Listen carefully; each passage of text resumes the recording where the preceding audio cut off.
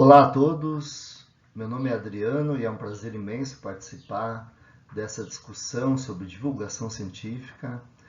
Primeiro eu gostaria de agradecer aos queridos amigos Elisandro e Diogo pelo convite e eu pretendo mostrar um pouquinho aqui para vocês da luta que é, buscar uma sintonia entre a pesquisa científica e a divulgação que envolve líquens, ou fungos liquenizados. Então, primeiramente é bom ter em conta, assim, rapidamente definindo, o que seriam líquens, tá? Os líquens são simbioses que podem envolver fungos e algas verdes, fungos e cianobactérias, ou ainda fungos, algas verdes e cianobactérias, e formam um novo corpo, um novo ecossistema, que nós chamamos de talo, simplesmente talo. Os fungos que fazem parte dessa simbiose, eles podem ser ascomicetos, podem ser basidiomycetos, ou ainda, como recentemente descoberto em uma capa da Science, foi o artigo capa da Science, podem envolver ascomicetos e basidiomycetos. Então, os simbiontes, os fungos, eles podem pertencer a vários grupos, eles são chamados de micobiontes, enquanto a alga verde, a cianobactéria, pela faculdade de fazer a fotossíntese, elas são chamadas de fotobiontes. E como a gente faz mais ou menos para reconhecer um líquen? Bom, primeiro é preciso ver se tem um fungo e uma alga ou uma cianobactéria. Então aqui nós temos a forma geral de um líquen, um talo folhoso. E se nós pegarmos esse talo e fizermos um corte com uma pequena gilete bem afiada, a gente vai conseguir perceber melhor as estruturas e vai ver que tem um córtex superior, que é formado pelo fungo. Existem manchas, máculas, onde não aparecem as algas verdes, então acaba ficando a manchinha branca. Aqui está o fotobionte, uma pequena camadinha verde, logo abaixo o córtex superior. Depois nós temos a medula, nesse caso a medula tem duas cores, branca e alaranjada. Finalmente nós temos um córtex inferior, e aí pode ou não ter estruturas especializadas como as risinas. Então vejam, para saber se é um líquen, a gente achou várias partes do fungo, córtex superior, medula, risinas, córtex inferior, e achamos a alga encerrada aqui nessa camada específica.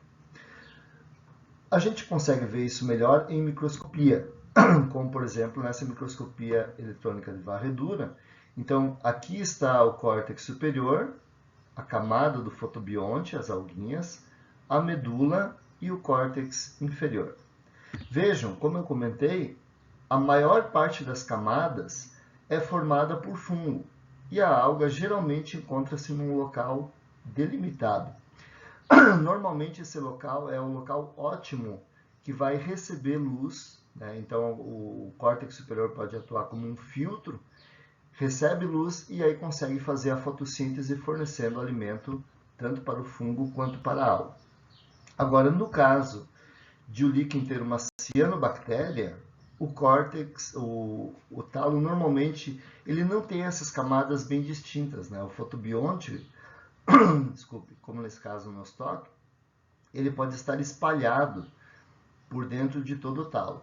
Então a gente tem córtex superior, inferior, mas o fotobionte fica espalhado. Aqui um exemplo de líquen comum no Brasil, o gênero Leptorgium, e você pode perceber também que a coloração dele é diferente, por ter cianobactérias como fotobionte, mas existem várias exceções. E finalmente, as descobertas recentes mostraram que além do fungo e da alga terem as suas camadas específicas em um líquen, geralmente ocorrem associações com bactérias ou outros micro-organismos, inclusive alguns basidiomycetos. Bem, na maioria dos livros didáticos, pela internet e tal, normalmente os líquens são considerados grandes exemplos de mutualismo. Mutualismo é um tipo de associação simbiótica em que ambos membros que participam da associação seriam beneficiados. Tá? Então haveria uma relação em que o fungo fornece abrigo, né, acumular água, e o fotobionte, a alga, ela faria o alimento em troca, né, desse abrigo e dessa alga. Tá? Mas quando os liquenólogos começaram a investigar mais em detalhe essa relação, eles perceberam que normalmente a alga não tem muita opção, né? Ela acaba ficando encerrada em uma camada delimitada, né? O fungo atua como se fosse assim um mandante, né, da relação. Então, quando foi descoberta essa relação mais própria, ela foi batizada de elotismo, tá? É uma espécie de relação em que o fungo manda na alga. E mais recentemente os liquenólogos têm evoluído assim o conceito de cultivo. Então pensam que o fungo ele cultiva a alga entre as hifas do seu micélio para que ela forneça alimento a ele. Tá? Não é o escopo aqui dessa palestra entrar nesses detalhes, mas é muito bom que vocês consultem um pouco esses artigos mais recentes, esses trabalhos de divulgação que saíram recentemente. Tá bom? E pode acontecer de ter também um fungo, uma alga e uma cianobactéria envolvidos na mesma simbiose, formando um único talo, como acontece com essa espécie aqui, Placopsis antártica. Né? Então existe o fungo formando todo o corpo do talo, uma parte com algas verdes, e aqui a gente consegue perceber umas manchinhas verdes, né? Elas estão aparecendo aqui.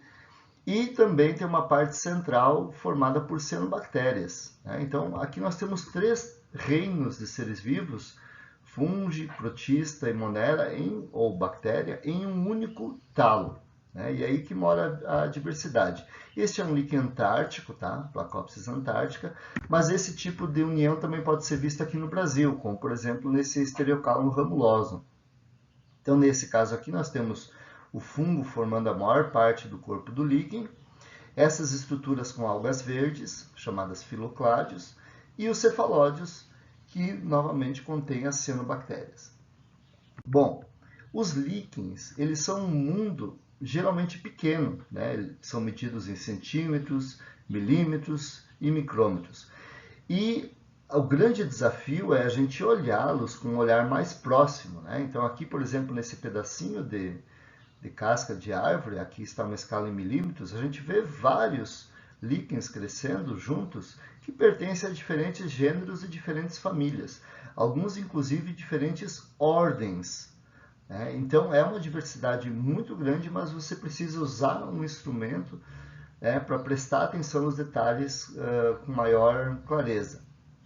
E para divulgar esse conhecimento, a primeira tentativa que eu saiba foi feita em 1931 pelo padre Balduino Rambo. O padre Rambo depois estudou fanerógamas e tal, mas o primeiro artigo dele publicado, até onde se sabe, é esse sobre líquens. Né? No início da carreira ele se interessou sobre líquens e ele coloca aqui nesse artigo, o quanto de interessante, de belo e de misterioso se esconde no mundo microscópio dos líquenes. Naquela época eram chamados líquenes.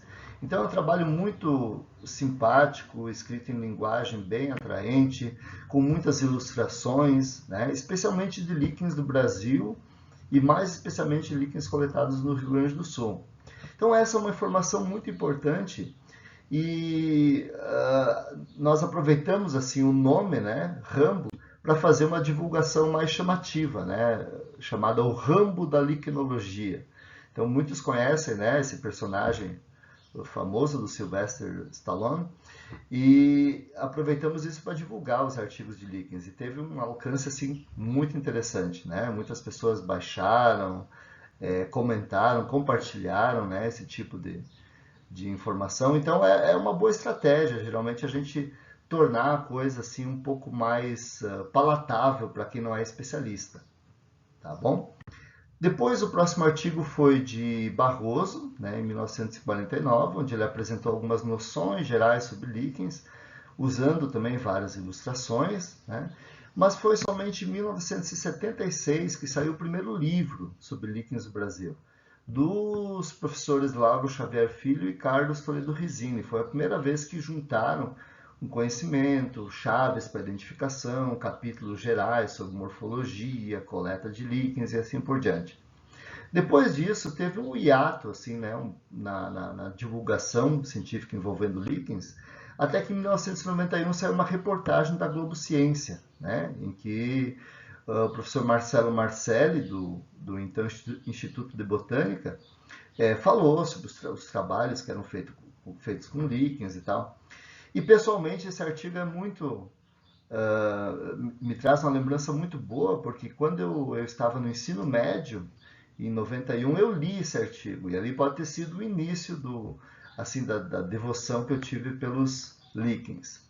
Depois, em 1997, a professora Nelly Kika Honda publicou um trabalho de divulgação muito interessante sobre a química dos líquens, que é uma química fantástica, né? Existem mais de 1000 compostos exclusivos, né, produzidos somente por líquens, e tem uma importância médica, uma importância ambiental muito grande. Tá? E além disso, nessa fase, os liquenólogos brasileiros começaram a se organizar para popularizar mais também o conhecimento dos líquens, e um dos meios de fazer isso é através de congressos, né? Então, em 1998, teve o segundo encontro do Grupo Brasileiro de Liquenólogos, organizado pela professora Nelly Honda, aqui em Campo Grande, Mato Grosso do Sul. E, por coincidência, eu e a professora Luciana Canês participamos desse evento. E foi lá que nós pudemos conhecer, então, nosso futuro orientador, né, o professor Marcelo Marcelo, orientador de mestrado e doutorado. Então, esses eventos são importantíssimos como divulgação também para a formação de novos pesquisadores. Tá? A professora Nelly continua trabalhando ainda com os líquens ativamente, né? E ela nos mostrou o caminho, que a gente tem que se organizar, unir forças, né? E tentar sempre que possível divulgar as boas ações e os bons trabalhos que vêm sendo feitos. Tá? E além dos congressos nacionais, os congressos internacionais têm esse papel. Como, por exemplo, em 2005, né, um organizado pela professora Sionara Eliazar e o professor Marcelo Marcelli, que foi o encontro do Grupo Latino-Americano de Liquenólogos, no Paraná. Tá? Já em 2005, também, o mesmo ano, saiu uma reportagem muito fantástica, talvez devido a esse encontro, né, onde entrevistaram os professores que organizaram, e o tema foi Quando Crescer Você Liquenólogo. Então isso é uma reportagem da Ciência Hoje das Crianças, né, voltada a um público infantil, e sem dúvida isso é importantíssimo. Tá? Em 2006 começou-se uma nova tentativa, uma nova etapa de levar a liquenologia mais de modo prático às pessoas. Então o professor Marcelo Marcelli começou a organizar uma reunião de campo chamada REBEL, Reunião Brasileira de Estudos Liquenológicos. E o propósito era apresentar não só os trabalhos, né, mas também guias de campo, chaves para identificação e trocar pessoalmente experiências entre liquenólogos, amantes da liquenologia, pessoas interessadas em aprender mais sobre líquens, né? E esse evento teve assim várias edições, tá? Eu acho que está na 8ª edição agora, que deve sair. 2006 também foi o ano em que produzimos um material didático, assim, voltado a um público mais amplo sobre líquens, e a ideia foi reunir de forma bem sintética informações interessantes, fotos, que fossem atrair as pessoas mais para os líquens. Tá? E alguns anos depois, 2 anos depois, Flag e Greening publicaram um fantástico livro, um guia, né? Foi o primeiro guia de líquens, digamos assim, com fotos, com chaves, com observações e tal, nesse formato do Brasil. Tá? E são dedicados aos líquens do Rio Grande do Sul. A professora Mariana Flag já se aposentou, né, mas continua ainda ativa e trocando mensagens, né, sobre líquens, tudo. Então esses livros eles têm um impacto muito duradouro na formação de novos pesquisadores, e isso é um instrumento de divulgação importantíssimo. Tá? Depois, continuando, né, com os eventos, né, a gente teve uma REBEL organizada aqui no Mato Grosso do Sul também, e dessa REBEL a gente teve a ideia de juntar as publicações didáticas e publicar na revista do Grupo Latino-Americano de Liquenólogos. Então lá vocês terão guias para as principais ficiáceas brasileiras, fotos coloridas, tabelas comparativas, um material fantástico, né? Então foi aproveitar uma revista que já existia para divulgar o conhecimento entre liquenólogos e não liquenólogos. Tá? E falando rapidamente sobre alguns líquens que não são do Brasil, né? Nós também tivemos a ideia de popularizar um pouco a liquenologia, os trabalhos que viemos fazendo na Antártica, com os líquens da Antártica Marítima, né? Nessa mesma revista Glalia também. E com fotos, a ideia seria pegar fotos obtidas em campo e fornecer material para que as pessoas pudessem identificar os líquens que estavam observando. Ok? Bom, em 2019 nós tivemos um novo encontro, né, do Grupo Brasileiro de Liquenólogos, o 9º encontro, novamente foi aqui em Campo Grande, né? E então, assim, vejam que o número de pessoas interessadas tem aumentado muito nos últimos anos, o que é uma notícia muito boa. Tá? E teve uma participação muito maior ainda, já dentro do contexto da pandemia, com o primeiro simpósio brasileiro de liquenologia, organizado pela professora Luciana Canês. Tá? E esse simpósio foi totalmente online, teve muitos inscritos, teve mais de 300 inscrições e uma participação de gente de todo o país e também do público exterior. Seguindo nessa linha de fazer simpósios, né, nós recentemente organizamos o Congresso Internacional de Liquenologia, que devido à pandemia também foi online, e teve muitas discussões e mesas redondas sobre divulgação científica. Então, realmente foi um marco, né, dentro da divulgação científica liquenológica no Brasil. Ok? Algumas iniciativas liquenológicas, elas fizeram já parte assim, na internet, com essa página do Líquens do Mato Grosso do Sul. Hoje, esse projeto foi descontinuado, né, infelizmente, mas era um projeto que buscava trazer informações ao grande público e está disponível ainda na internet. Tá? E além desse projeto, tem um projeto voltado ao gênero Parmotrema no mundo. Então, um projeto bem mais amplo, assim, né? E aí acaba sendo em inglês, mas é um projeto de divulgação. Um modo especial que faz as pessoas olharem líquens são fotografias. Então a gente participa também dessa página, Pictures of Tropical Lichens, né? E mais recentemente, desde o ano 2016, eu acho, nós viemos trabalhando numa página no Facebook, chamada Líquens, né? Essa página atualmente está com 2,3 mil seguidores, e o principal atrativo dela, além de informações e tal, são os álbuns sobre líquens. Então nós temos mais de 170 álbuns com fotos de líquens, principalmente do Brasil e da Antártica, e que são disponíveis aí para qualquer pessoa acessar. Tá?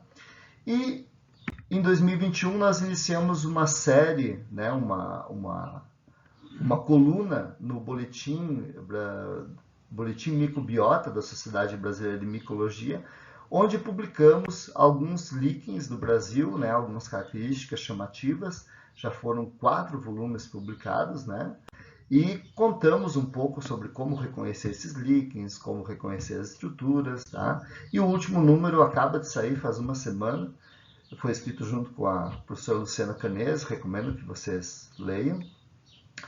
E finalmente agora estamos focados num trabalho gigantesco, que é a produção de um livro sobre líquens do Brasil. Porque nossa ideia é deixar algo assim mais tempo, sabe? Mais visível para as pessoas. E o livro é voltado a qualquer pessoa que queira identificar líquens, né? Que tenha coletado líquens. A ideia é fornecer boas imagens, chaves para identificação, também desenhos, fotos, estruturas microscópicas, e com isso dá uma ferramenta para as pessoas poderem conhecer melhor a liquenologia, ou melhor, os líquens do Brasil. Tá? Então é um livro que esperamos que até o ano que vem a gente termine, está dando bastante trabalho, mas está valendo a pena. Tá? E como eu sempre faço em minhas palestras, eu vejo como 2 grandes necessidades atuais que a gente precisa de mais líquens, né? De mais áreas estudadas, locais de preservação permanente, né? E também nós precisamos de mais liquenólogos, não só no Brasil, mas também na América Latina e no mundo. E quando eu falo que precisamos de mais liquenólogos, eu estou falando exatamente de você que está aí nos assistindo. Então, muito obrigado.